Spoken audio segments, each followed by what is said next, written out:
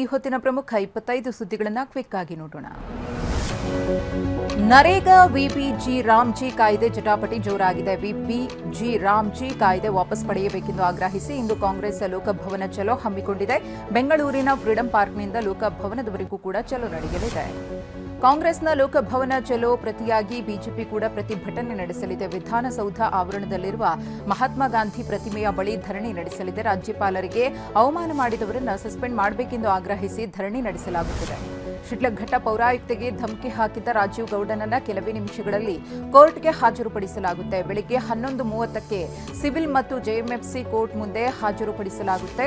13 ದಿನಗಳಿಂದ ತಲೆಮರೆಸಿಕೊಂಡಿದ್ದ ರಾಜೀವ್ ಗೌಡ ನಿನ್ನೆ ಕೇರಳದಲ್ಲಿ ಸಿಕ್ಕಿಬಿದ್ದಿದ್ದ. ಬೆಂಗಳೂರಿನಲ್ಲಿ ವಂಚನೆ ಪ್ರಕರಣಗಳು ಹೆಚ್ಚಾಗುತ್ತಿವೆ. ಬ್ಯಾಂಕ್ಗಳ ಎಟಿಎಂಗೆ ಹಣ ತುಂಬುವ ಕಂಪನಿಗೆ ಸಿಬ್ಬಂದಿಯೇ ಕೋಟ್ಯಾಂತರ ರೂಪಾಯಿ ವಂಚಿಸಿದ್ದಾರೆ. ಒಂದು ತಂಡ 57 ಲಕ್ಷ, ಮತ್ತೊಂದು ತಂಡ 80 ಲಕ್ಷ ರೂಪಾಯಿ ದೋಚಿ ಪರಾರಿಯಾಗಿದೆ. ಯಾದಗಿರಿಯಲ್ಲಿ ಅಗ್ನಿ ಅವಘಡ ಸಂಭವಿಸಿದೆ. ಶರಣಬಸವೇಶ್ವರ ಟ್ರೇಡಿಂಗ್ ಅಂಗಡಿಯಲ್ಲಿ ಪ್ಲಾಸ್ಟಿಕ್ ಪೈಪ್ಗಳು ಸುಟ್ಟು ಕರಕಲಾಗಿವೆ. ಸುಮಾರು 10 ಲಕ್ಷಕ್ಕೂ ಹೆಚ್ಚು ಮೌಲ್ಯದ ಪೈಪ್ಗಳು ಸುಟ್ಟು ಹೋಗಿವೆ. ಬೆಂಗಳೂರು ಗ್ರಾಮಾಂತರ ಜಿಲ್ಲೆಯಲ್ಲಿ ಟಿಟಿ ವಾಹನ ಪಲ್ಟಿಯಾಗಿದೆ. ಗೇರಹಳ್ಳಿ ಬಳಿಯ ರಸ್ತೆಯಲ್ಲಿ ಹಾಕಲಾಗಿದ್ದ ಜಲ್ಲಿಯಿಂದಾಗಿ ಟಿಟಿ ವಾಹನ ಸ್ಕಿಡ್ ಆಗಿದೆ. ಟಿಟಿ ವಾಹನದಲ್ಲಿ ಪ್ರಯಾಣ ಮಾಡುತ್ತಿದ್ದ 12 ಮಂದಿ ಅಪಾಯದಿಂದ ಪಾರಾಗಿದ್ದಾರೆ.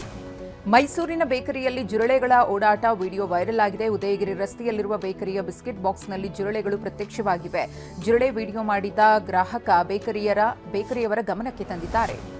ಗದಗದ ಐತಿಹಾಸಿಕ ಲಕ್ಕುಂಡಿ ಗ್ರಾಮದಲ್ಲಿ 10ನೇ ದಿನದ ಉತ್ಖನನ ಆರಂಭವಾಗಿದೆ. 2 ದಿನಗಳ ರಜೆ ಬಳಿಕ ಮತ್ತೆ ಕೋಟೆ ವೀರಭದ್ರೇಶ್ವರ ದೇವಸ್ಥಾನದ ಆವರಣದಲ್ಲಿ ಶೋಧ ಕಾರ್ಯ ನಡೆಯುತ್ತಿದೆ.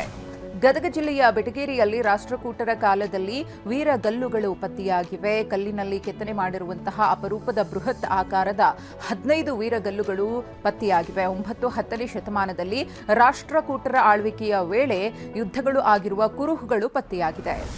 ಕೋಲಾರದ ಶ್ರೀನಿವಾಸಪುರದಲ್ಲಿ ಅರಣ್ಯ ಭೂಮಿ ಒತ್ತುವರಿ ಆರೋಪ ಪ್ರಕರಣದಲ್ಲಿ ಮಾಜಿ ಸ್ಪೀಕರ್ ರಮೇಶ್ ಕುಮಾರ್ ಇಂದು ಕೋರ್ಟ್ಗೆ ಹಾಜರಾಗಬೇಕಿದೆ.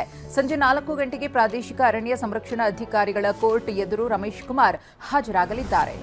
ಚಿನ್ನಸ್ವಾಮಿ ಕ್ರೀಡಾಂಗಣದಲ್ಲಿ ಐಪಿಎಲ್ ಪಂದ್ಯ ಆಡಿಸುವುದಕ್ಕೆ ಕಾಲ್ತುಳಿತದಲ್ಲಿ ಸಾವನ್ನಪ್ಪಿದವರ ಪೋಷಕರು ವಿರೋಧ ವ್ಯಕ್ತಪಡಿಸಿದ್ದಾರೆ. ಬೆಂಗಳೂರಲ್ಲ, ಭಾರತದಲ್ಲೇ ಐಪಿಎಲ್ ಬೇಡ ಅಂತ ಮಂಡ್ಯದ ರಾಯಸಮುದ್ರದ ಪೂರ್ಣಚಂದ್ರ ತಂದೆ ಚಂದ್ರು ಹೇಳಿದ್ದಾರೆ. ಕಾಂಗ್ರೆಸ್ ಮುಖಂಡ ಬೆದರಿಕೆ ಹಾಕ್ತಿದ್ದಾನೆ ಅಂತ ಮೈಸೂರಿನ ಕುಟುಂಬ ರಾಷ್ಟ್ರಪತಿ ಮತ್ತು ಪ್ರಧಾನಿಯವರಿಗೆ ಪತ್ರ ಬರೆದಿದೆ. ಕಾಂಗ್ರೆಸ್ ಮುಖಂಡ ರಾಜುವಿನಿಂದ ಹಲ್ಲೆ, ಜೀವ ಬೆದರಿಕೆ ಬರ್ತಿದೆ ಅಂತ ಅಮಿತಾಬ್ ಕುಟುಂಬ ಪತ್ರದಲ್ಲಿ ಉಲ್ಲೇಖಿಸಿದೆ. ದೇಶಾದ್ಯಂತ ಇಂದು ಬ್ಯಾಂಕ್ ನೌಕರರು ಮುಷ್ಕರ ನಡೆಸುತ್ತಿದ್ದಾರೆ. ವಾರದಲ್ಲಿ 5 ದಿನ ಕೆಲಸದ ವ್ಯವಸ್ಥೆಯನ್ನು ಜಾರಿಗೊಳಿಸಬೇಕು ಅಂತ ಒತ್ತಾಯಿಸಿ ಬ್ಯಾಂಕ್ ನೌಕರರು ಮುಷ್ಕರಕ್ಕೆ ಕರೆ ನೀಡಿದ್ದಾರೆ. ಆದರೆ ಖಾಸಗಿ ಬ್ಯಾಂಕ್ಗಳು ತೆರೆದಿರುತ್ತವೆ. ಭಾರತ ಯುರೋಪಿಯನ್ ಒಕ್ಕೂಟದ ನಡುವಿನ ಅತಿದೊಡ್ಡ ಒಪ್ಪಂದ ಮಾತುಕತೆ ಯಶಸ್ವಿಯಾಗಿದೆ. ಇಂದು ಒಪ್ಪಂದಕ್ಕೆ ಸಹಿ ಬೀಳಲಿದೆ ಅಂತ ವಾಣಿಜ್ಯ ಕಾರ್ಯದರ್ಶಿ ರಾಜೇಶ್ ಅಗರ್ವಾಲ್ ಮಾಹಿತಿ ನೀಡಿದ್ದಾರೆ. ಮುಂದಿನ ವರ್ಷದ ಆರಂಭದಲ್ಲೇ ಒಪ್ಪಂದಗಳು ಜಾರಿಗೆ ಬರಬಹುದು ಎಂದಿದ್ದಾರೆ. ಹಿಮಾಚಲ ಪ್ರದೇಶದಲ್ಲಿ ಭಾರೀ ಹಿಮಮಳೆ ಮುಂದುವರೆದಿದೆ. ಶಿಮ್ಲಾದ ಗುಡ್ಡಗಾಡು ಪ್ರದೇಶಗಳು ಈಗ ಹಿಮದಿಂದ ಆವೃತಗೊಂಡಿದ್ದು ನೋಡಿದ್ದಲ್ಲೆಲ್ಲ ಮಂಜು ಕಾಣಿಸುತ್ತಿದೆ. ಇದರಿಂದ ಸಾವಿರಾರು ಪ್ರವಾಸಿಗರು ಶಿಮ್ಲಾದತ್ತ ಮುಖ ಮಾಡಿದ್ದಾರೆ.